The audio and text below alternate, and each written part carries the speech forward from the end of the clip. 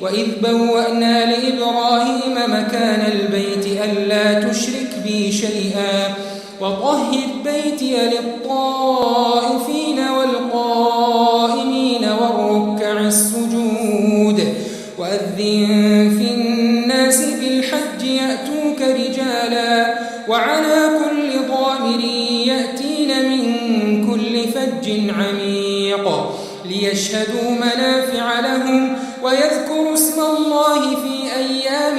معلومات على ما رزقهم من بهيمة الأنعام فكلوا منها وأطعموا البائس الفقير ثم ليقضوا تفثهم وليوفوا نذورهم وليطوفوا بالبيت العتيق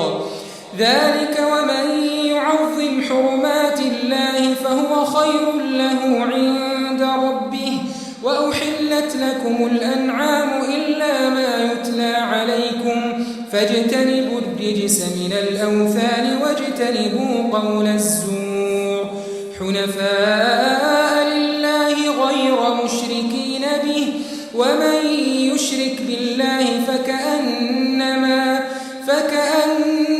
خر من السماء فتخطفه الطير أو تهوي به الريح في مكان